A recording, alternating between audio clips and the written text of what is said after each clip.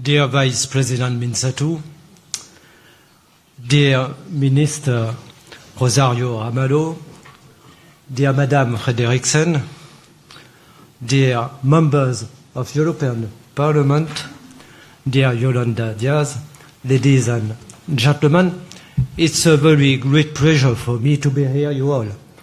And I would like to also address you to the greetings of President Roberta Metsola and of the European Parliament. Some short message. First, European Union was not born only to trade goods and for the market.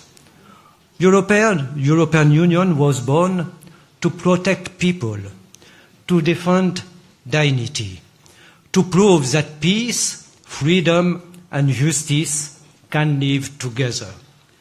That promise is being tested, and the pandemic reminds us our fragility. War actually has scared our continent again. Inequality has deepened, and technology, and in particularly intelligence artificial, is rewriting our lives faster than we can grasp. And across the world, democracy itself trembles. In such moment, social Europe is not a choice.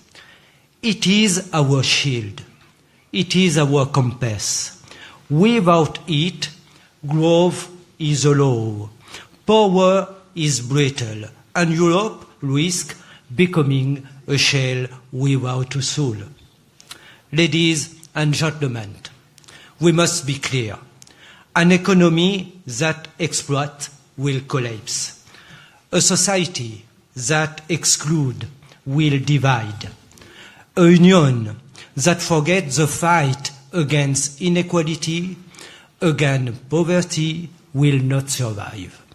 That is why we fight for jobs and for quality jobs. Not just any jobs, but work that gives pride, stability, and fairness. And ethic jobs, because it's what young people ask us now. Work that allows people to build, to dream, to belong. Intelligence artificial will shake the foundation of our economies. If left to profit alone, it will widen fractures. But if we guide it with justice, it can open a new horizon of innovation, of productivity, of shared prosperity. Europe cannot be a spectator of this revolution. It must be its conscience.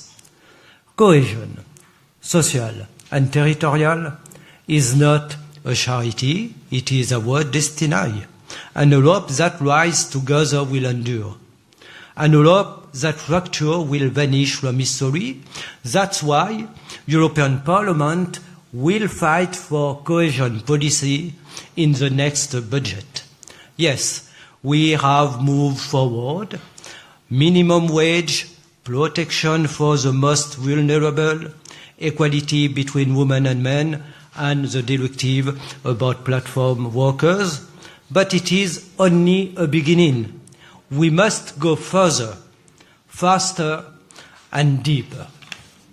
Colleagues, others build their strengths or army and empire. Europe must build its strengths on values. Our unity is our sovereignty. Our justice is our power, and our dignity is our future. And social Europe, it's not a vain word. It is not only a concept and a theory. It is the living heart of the European project.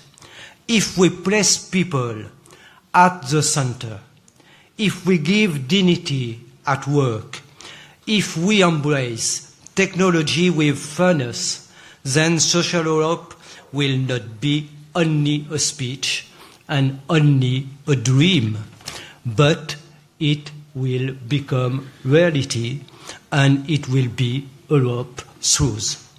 And more than truth, it will be Europe's soul. Merci beaucoup.